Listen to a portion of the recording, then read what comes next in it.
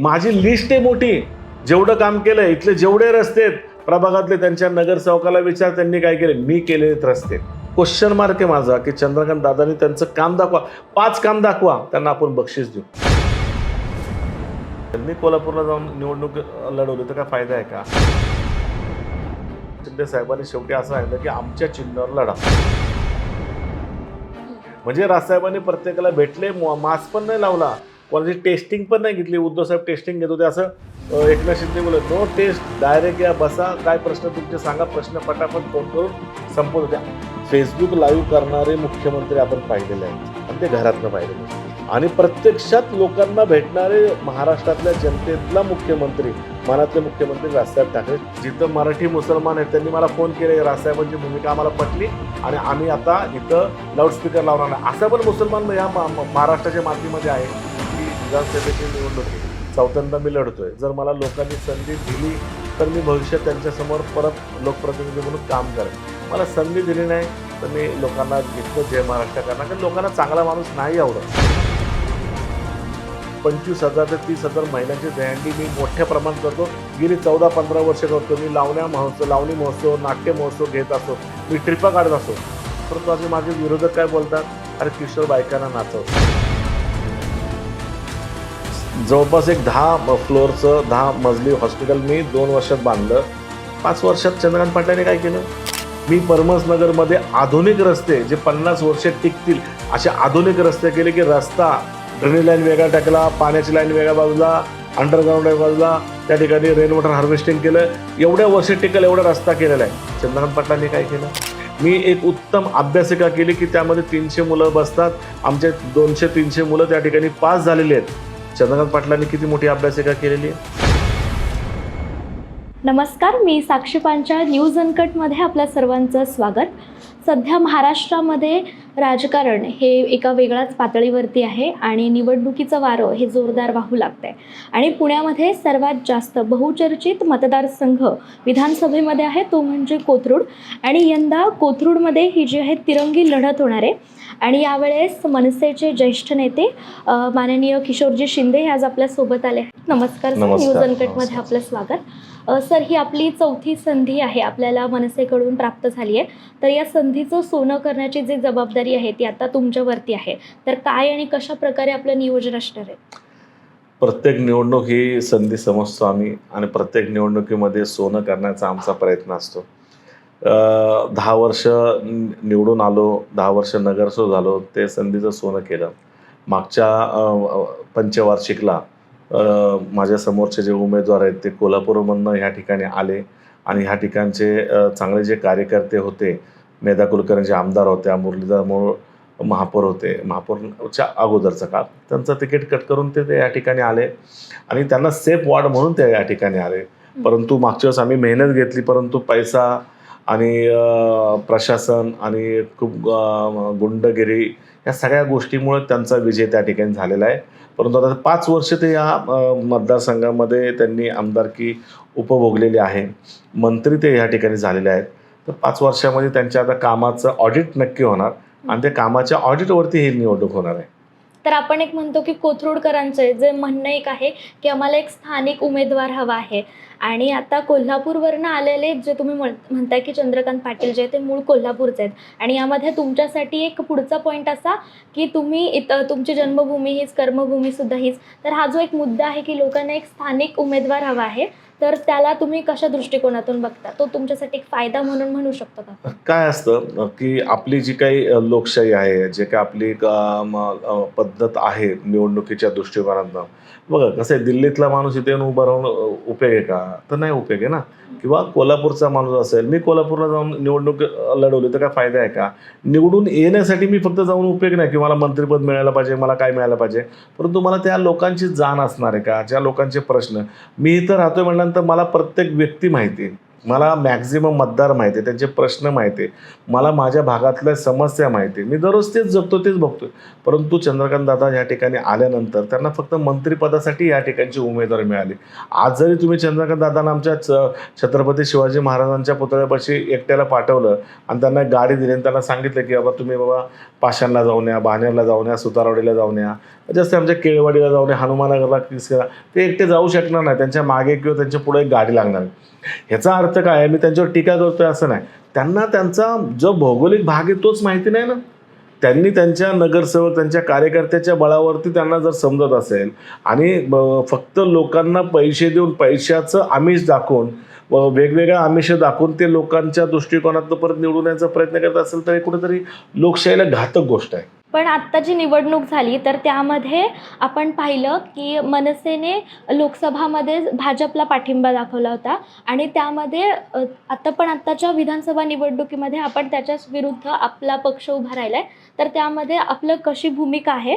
आणि आत्ता जर आपण पाहिलं की शिवरीमध्ये आपला जाहीर पाठिंबा राज ठाकरेंनी हा उभा केला आहे आणि माहीममध्ये सुद्धा हीच वाटचाल आहे. तर तसे प्रयत्न कोथरूडमध्ये का नाही केले गेले? नाही, दोन तुम्ही वेगवेगळे विषय समजताय की आम्ही लोकसभेच्या निवडणुकीला आमची इच्छा होती की बाबा त्या ठिकाणी युतीमध्ये जायचं.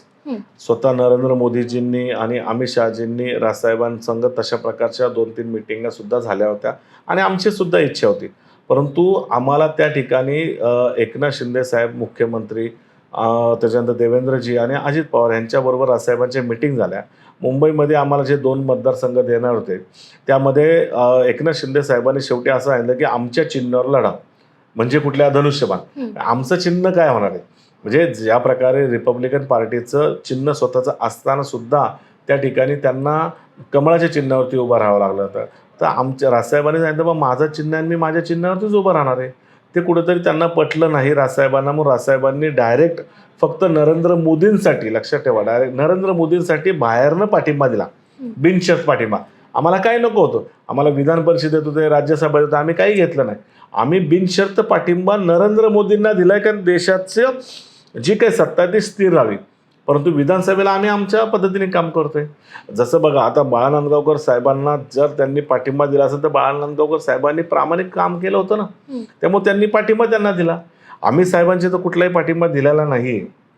महायुतीचं लढतीये, महाविकास आघाडीचं लढते आणि आम्ही आमचं लढतोय. आम्ही आदित्य ठाकरेंना 2019च्या निवडणुकीला राजसाहेबांनी त्यांना बिनशर्त पाठिंबा दिला. कुठल्याही प्रकारची अपेक्षा आम्हाला नव्हती. आम्ही का त्यांच्याकडनं अपेक्षा केली नाही की त्यांनी अमित साहेबांना पाठिंबा द्या. शेवटी प्रत्येकाचे संस्कार असतात.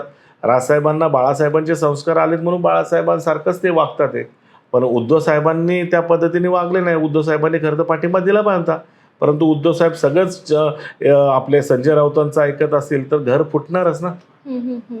त्याच्यामुळे इथं भाजपने आम्हाला पाठिंबा दिला पाहिजे होता. चंद्रकांत पाटलांना ते कोल्हापूरवरून आलेत, त्यांना कोल्हापूरमधला कुठलाही मतदारसंघ द्या किंवा महाराष्ट्रातला कुठलाही मतदारसंघ द्या, मी तर इथला आहे, मला पाठिंबा का नाही दिला? अर्थातच. आता 2019मध्ये जे विधानसभा निवडणूक झाली तर त्यामध्ये आपल्याला दुरंगी लढत पाहायला मिळाली आणि यंदा तिरंगी लढत आहे. अर्थातच मतांची विभाजणी तर ही होणारच आहे. गेल्या विधानसभा निवडणुकीमध्ये 25,000च्या मताधिक्याने चंद्रकांत पाटील हे विजयी झाले होते. पण त्यावेळेस आपल्याला मिळाले मताधिक्य हे सुद्धा एक लक्षणीयच आहेत. मग यावेळेस मतविभाजनी जी आहे त्याकडे तुम्हाला काय वाटतं, किती विभाजन होईल? आणि चंद्रकांत पाटील मागच्या वर्षी जे उभे होते ते महायुतीचे उमेदवार होते, म्हणजे युतीचे. महायुती तेव्हा नव्हती, युतीचे. त्यामध्ये शिवसेना आणि चंद्रकांत पाटील म्हणजे भाजप एकत्र होते. आत्ताचे जे उमेदवार आहेत आमचे माझे मार्गदर्शक आहेत ते माजी आमदार चंद्रकांत मोकाटे, हे त्यांच्याबरोबर होते ना, म्हणून तर 1 लाख मतं त्यांना पडली. आता ते वेगळे आहेत. या ठिकाणी एकनाथ शिंदेची ताकद शून्य आहे कोथरूड मतदारसंघामध्ये. त्याच्यामुळे पूर्ण शिवसेना ही उद्धव साहेबांबरोबरच गेलेली. त्याच्यामुळे त्यांची जी 1 लाखाची मतं आहे त्याच्यामध्ये शिवसेनेची पण मतं होते. त्याच्यामुळे जर तिरंगी लढत होत असेल तर नेमकी कोणाची किती मतं आहे ते आपल्याला 23 तारखेला नक्कीच कळेल. आता आपण म्हणतो की मनसे आता बऱ्याच वर्षांनी म्हणतो की 2019 नंतर गेल्या बऱ्याच ह्याच्यामध्ये आपण रिंगणात उतरलो नव्हतं, तर कमबॅक आपण म्हणू शकतो का, असं मनसेचं असेल? बघा, 2019 नंतर महाराष्ट्र नवनिर्माण सेनेने कोणतीही निवडणूक लढवलेली नाहीये. आणि 2019 नंतर करोनाचा काळ आला आणि करोनाच्या काळामध्ये फेसबुक लाईव्ह करणारे मुख्यमंत्री आपण पाहिलेले आहेत आणि ते घरातनं पाहिलेले आहेत. आणि प्रत्यक्षात लोकांना भेटणारे महाराष्ट्रातल्या जनतेतला मुख्यमंत्री, मनातले मुख्यमंत्री राजसाहेब ठाकरे शिवतीर्थावरती त्यावेळेला कृष्णकुंज, तर कृष्णकुंजावरती बसत होते आणि ते गुरुजी, म्हणजे कुठल्याही मंदिरातले ते पुजारी असेल त्यांना भेटत होते, विद्यार्थी भेटत होते, शिक्षक भेटत होते, महिला भेटत होते, वारकरी संप्रदाय भेटत होते, स्पोर्ट्समन सगळ्या थरातले लोक राजसाहेबांना भेटून त्यांचे प्रश्न एका सेकंदात संपत होते.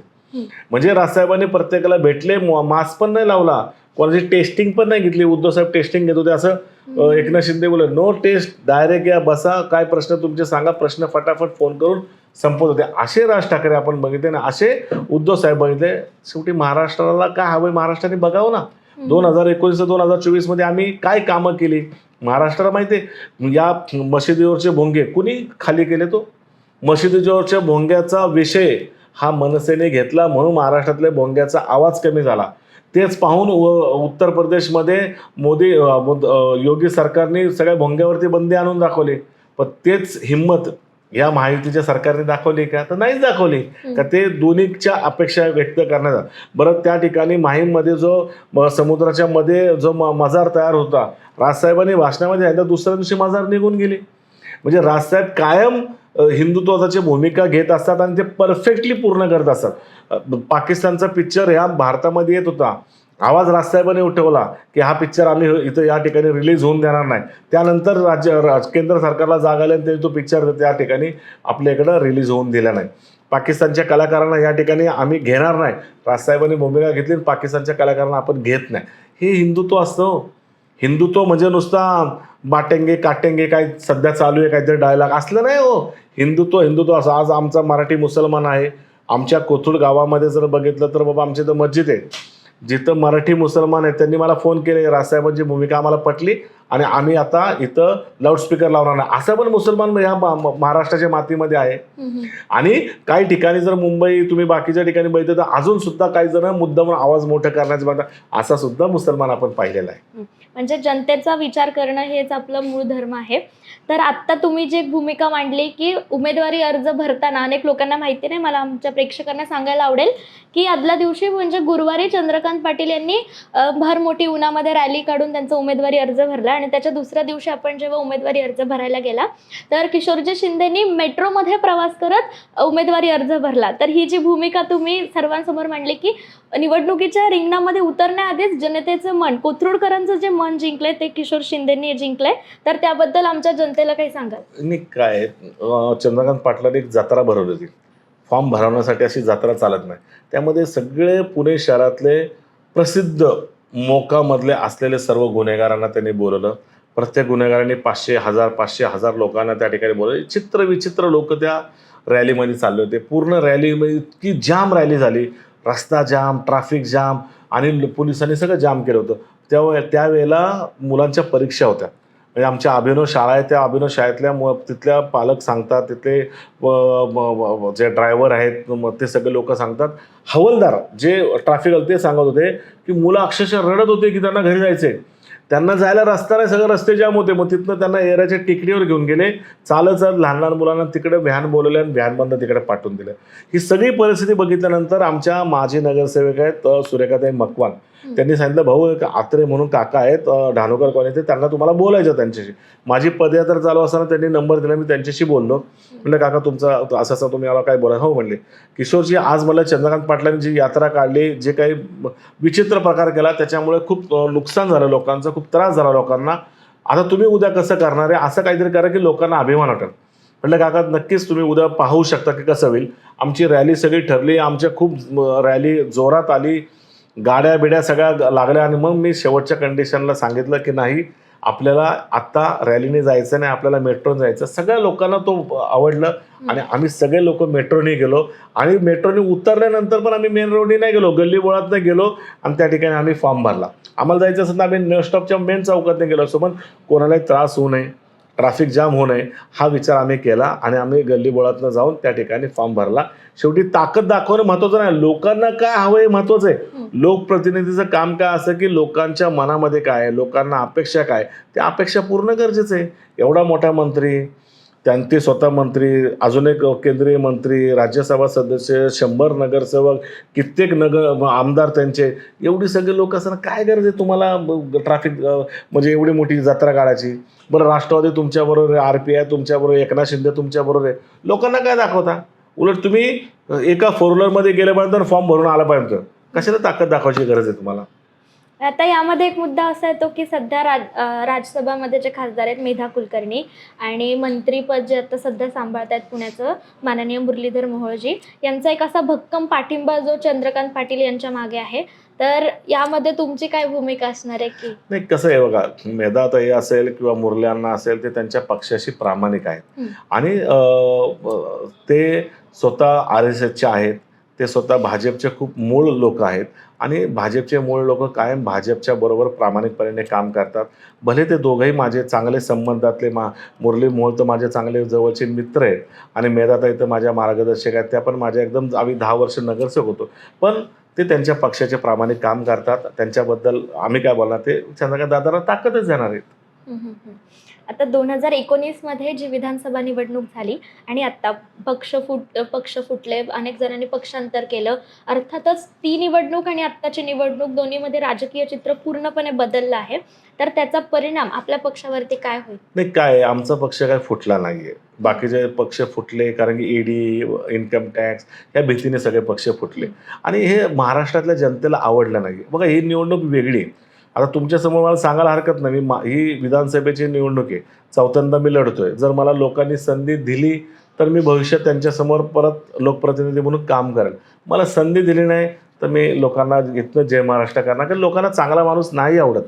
लोकांना पैसे देणारा माणूस, लोकांना साड्या देणारा माणूस, लोकांना गुंड लोकांना सांभाळणारा माणूस, लोकांना पैशाचा आमिष दाखवणारा माणूस आवडत असेल तर आम्ही ह्या राजकारणातून बाहेर पडू. आम्ही समाजकारण करू, आम्ही संघटनेचं काम करू, उत्तम काम करू. परंतु पुन्हा विधानसभेची निवडणूक लढवण्याचा माझा मानस नाही. महानगरपालिकेची निवडणूक लढायचा माझा मानस नाही. ही कदाचित माझी शेवटची निवडणूक असू शकते. शेवटी राजसाहेब ठरवणार काय ते. कारण की शेवटी लोकांसमोर जाऊन लोकांना जरी तोडफोड पक्षाची झाली, सगळ्या एवढा चिखल झाला राजकारणाचा, जर ह्यांना आवडत असेल ह्या सगळ्या चिखल बघायला, तर लोकांचं भविष्य लोकांपाशी आहे. आम्ही 24 तास काम करतो. आमचं ऑफिस आम्ही दिवसभर ऑफिसमध्ये बसलेलो असतो. आम्ही लोक कुठलेही येऊ द्या, आम्ही काम करतो. आज मी महिलांची दहीहंडी 25,000 ते 30,000 महिलांची दहीहंडी मी मोठ्या प्रमाणात करतो. एवढी सिक्युरिटी वाईज असते. आजूबाजूला पुरुष कोण नसतात, काय नसतात. गेली 14-15 वर्ष करतो मी. लावणी महोत्सव, नाट्य महोत्सव घेत असो, मी ट्रिपा काढत असो. परंतु आज माझे विरोधक काय बोलतात, अरे किशोर बायकांना नाचवतो. ही पद्धत योग्य नाही ना. अरे माझ्या इकडं ज्या महिला येतात ना, त्या माझ्या माता भगिनी मी समजतो आणि त्या ठिकाणी दहीहंडीतल्या महिलांना विचारा की आमच्या इथं किती सिक्युरिटी आहे. बरं, एखादा पुरुष दहीहंडीमध्ये नाचताना तो बेवड्या दारू पिऊन नाचतो, पडलेला असतो कुठं काय काय. या महिलांना आनंद नको का? मग महिलांना आम्ही आनंद देतोय. लावणीच्या माध्यमातून महिला आतमध्ये असतात, पुरुष नाही. आणि किशोर शिंदे महिलांना नाचवतोय, असे जी भाषा विरोधक माझ्या बाबतीत करतात, हे मला खूप दुःख वाटतं. परंतु माझ्या माता भगिनी नक्कीच ह्या विरोधकांचे जे काही उत्तर दिले त्याला नक्कीच प्रत्युत्तर चांगलं देतील, कारण त्यांना ते आवडतं. त्यांना माझी दहीहंडी आवडते, त्यांना माझे लावणी महोत्सव आवडतं, त्यांना मी जेव्हा समुद्रकिनाऱ्यावर नेलं ते त्यांना आवडतं, त्यांना मी सज्जनगडला नेतो ते त्यांना आवडतं. लक्षात ठेवा, मी इलेक्शनच्या तोंडावरती ट्रिपा नाही काढत. मी वर्षानुवर्षे ट्रिपा काढत असो. ह्या सगळ्या गोष्टी आम्ही शिवनेरीच्या ट्रिपा काढतो. लहान लहान मुलांना शिवनेरीवरती 3-3 हजार मुलांना घेऊन जातो. हे कायम आम्ही करतो. परंतु निवडणूक आल्यानंतर काही आमिषाला बळी पडून जर काही लोक बाहेरनं आलेल्या उमेदवाराला जर मदत करत असेल तर बाबा आमचा जय महाराष्ट्र नक्कीच आहे. पण 10 वर्ष नगरसेवक म्हणून सुद्धा काम केलं. तर आता तुम्ही म्हणताय की ही निवडणूक तुमची शेवटची वेळ असेल जी तुम्ही निवडणूक लढवाल. मग त्यापुढे आपली काय विचारधारणा असेल की नाही, काय आहे बघा मॅडम, आज मी महत्त्वाचा प्रश्न आहे तुम्हाला सांगतो.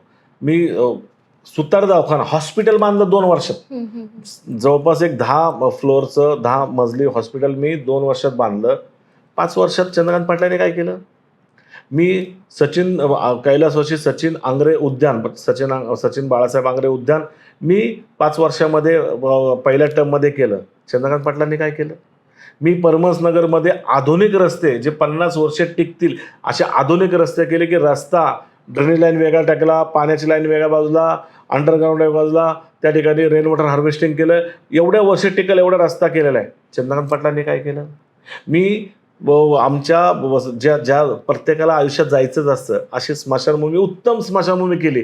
जी स्मशानभूमी बघायला बरेच नगरसेवक आले त्यांनी ती स्मशानभूमी केली. असे उत्तम स्मशानभूमी केली. 5 वर्षात चंद्रकांत पाटलांनी स्मशानभूमीला किती फंड दिला? हे मला सांगा तुम्ही जरा. मी एक उत्तम अभ्यासिका केली की त्यामध्ये 300 मुलं बसतात.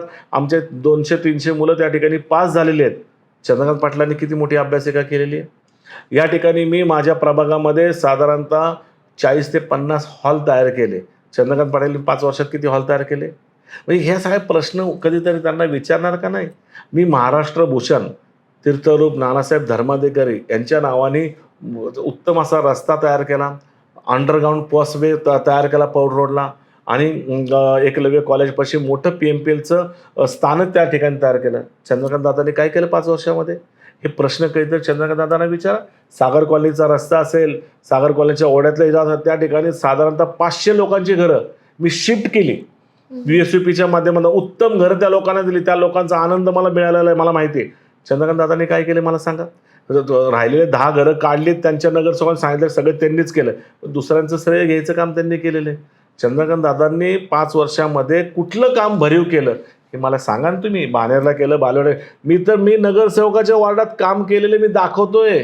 तुम्ही तर मतदारसंघामधलं काम मला दाखवा ना काय केलंय, किती फंड वापरला काय, त्यामुळे तुम्ही सगळ्या गोष्टी सांगा. तुम्ही कुठलंच काम तुम्ही केलेलं नाहीये. या अण्णासाहेब पाटील शाळा जी आमची उत्तम प्रकारचे मी बिल्डिंग बांधलेली आहे. जागवारचे नळ त्या ठिकाणी मी लावले होते. ह्यांनी त्या ठिकाणी काय केलं. अशा आमचे सोनेरी आमदार कैलासवासी रमेश भाऊ वांजळे ज्येष्ठ नागरिक उद्यान मी त्या ठिकाणी केले. त्यांनी काय केलं मला सांगा ना. म्हणजे माझी लिस्ट आहे मोठी. जेवढं काम केलं, इथले जेवढे रस्ते आहेत प्रभागातले, त्यांच्या नगरसेवकाला विचार त्यांनी काय केले. मी केलेले रस्ते. मग या मुठेश्वर कॉलनीपासून तर आझादवाडीतला सगळा रस्ता मी केलेला आहे. त्यांच्या कुठल्याही नगरसेवक नाही. मग चंद्रकांत दादांनी काय केलं 5 वर्षामध्ये. चंद्रकांत दादांनी क्वेश्चन मार्क आहे माझा की चंद्रकांत दादांनी त्यांचं काम दाखवा. 5 काम दाखवा, त्यांना आपण बक्षीस देऊ. त्यांची कामच नाही आहेत. ते फिरता दवाखाना म्हणतात केला, ते पण त्यांनी एका MNGL कंपनीच्या माध्यमातून ते फिरता दवाखाना केलेला आहे स्वतःचं. म्हणजे जे फंड शासनाचा मिळतो त्या फंडातनं काय केले. खड्डा पण त्यांनी बुजवला, एवढूसा खड्डा बुजवला. अहो आम्ही खड्डे पडू नये असे रस्ते केले आणि तुम्ही खड्डे पडलेले दाखवताय. म्हणजे कुठंतरी एवढा मोठा मंत्री आहे. आम्हालाच वाईट वाटतं आणि आम्हाला लाज वाटते की आमचे हे मंत्री आहेत म्हणून की त्यांनी काय काम केले आम्हाला दाखवा. अर्थातच आता तुमची जी भरीव कामगिरी आहे त्याच भूमिकेवर तीच गोष्ट घेऊन तुम्ही यावर्षी रिंगणात उतरला आहात. तर कशा प्रकारे आता मतदानापर्यंत आपला प्रचार असणार आहे. काय बघा, नरेंद्र मोदी जेव्हा पंतप्रधान झाले ना तेव्हा त्यांनी गुजरात मॉडेल दाखवला की मी गुजरात मॉडेलमध्ये हे केलं, मला पंतप्रधान करा, मी असं करेल. म्हणून आपण त्यांना भरोसा दिला ना, त्यांच्या मागे राहिला. मी पण माझ्या प्रभागामध्ये उत्तम काम केलंय. मी जे काम केलं मी तुम्हाला दाखवलं. तुम्हाला जागेवर जाऊ शकता, बघू शकता. मला एकदा विधानसभेची संधी द्या. मी कोथरूड मतदारसंघामध्ये एक सुद्धा माझा मराठी मुलगा हा बेरोजगार राहणार नाही. 100% मुलांना मी नोकऱ्या लावू शकतो. हे माझं तुमच्यासमोर आश्वासन आहे. या ठिकाणी बाणेर बालेवाडीमध्ये असेल किंवा चांदे चौकाच्या खाली असेल, जो ट्रॅफिक जाम होतो तो सगळा ट्रॅफिक जाम मी काढू शकतो. हा माझा तुम्हाला शब्द आहे. कारण की त्या ठिकाणचा कुठल्या प्रकारचं ट्रॅफिक होतं, कसं ट्रॅफिक होतंय, ट्रॅफिक घालवण्यासाठी आपण काय काय काढू शकतो, ह्या सगळ्या गोष्टी आपण करू शकतो. या ठिकाणी जो काही म्हणजे महिलांचं सुरक्षितता आहे ती 100% मी महिलांच्या सुरक्षितता संदर्भात मी काम करू शकतो. आज मी मध्यंतरी बघितलं होतं की मी काम केलेलं त्याच्यावरती पथारीवाले जे आहेत त्याच्यामध्ये बरेचसे बांगलादेशी मुसलमान या ठिकाणी पथारीवाले आलेले आहेत. आम्ही फेसबुक लाईव्ह घेतल्यानंतर त्या लोकांना त्यांनी काढून टाकले. बांगलादेशी पथारीवाले आले कुठनं, महानगरपालिका का झोपं काढते की काय, आपण बॉम्बच्या वरती उभा राहिलो की काय, अशा प्रकारच्या गोष्टी आहेत. पण जे मी शब्द देतो ते 100% काम करण्याची माझी ताकद आहे. बाणेर बालेवाडीची टेकडी असेल, मी उत्तम प्रकारची टेकडीचं त्या ठिकाणी उत्तम प्रकारची टेकडी त्या ठिकाणी करू शकतो. या ठिकाणी पंचवटीचा इथला जो रस्ता आहे बोगदा 100% आमचा विरोध आहे. त्या ठिकाणी पंचवटीच्या इथनं रस्ता होऊ नये. टेकड्या वाचवल्या पाहिजे, टेकड्या चांगल्या राहिल्या पाहिजे, झाडं लागली पाहिजे, हा दृष्टिकोन आहे. बालभारतीपासून जो रस्ता होतोय त्याला सुद्धा आमचा महाराष्ट्र सेनेचा माझा विरोध आहे.